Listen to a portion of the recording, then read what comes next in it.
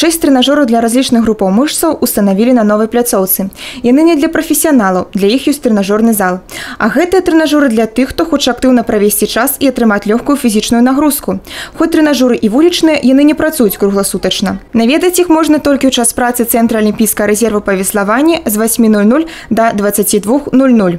Мы вчера гуляли и удивились. Мы думали, что здесь какая-то детская площадка, увидели детей, пришли, а тут, оказывается, вот вместо детской площадки детям больше даже нравится, чем любые качели, карусели. Это здорово, это спортивно, это для детей вот развлечения, для взрослых даже потянуть фигурку, где-то там вот лишний тортик или пирожок, согнать калорий, так сказать.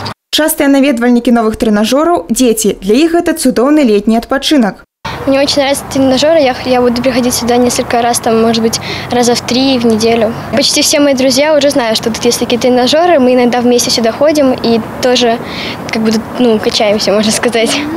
Мне нравится вот ходить.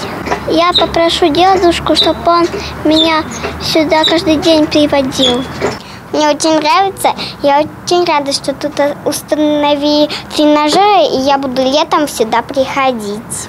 Я сегодня пришел первый раз, и, может быть, тоже буду приходить иногда, вот когда буду обучаться. Мне тут нравится, и я буду сюда дальше приходить. Такие ж тренажеры год назад были установлены на набярэжнай Францыска Скарыны, але сёння іх там ужо не ўбачыць, іх зламалі.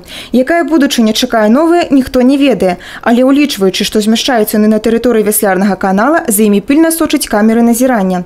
Плануецца, што побач з'явіцца і яшчэ адна вулічная спартыўная пляцоўка. Ганна Буйкевіч, Тыгран Акапян, тэлерадыёкампанія «Брэст».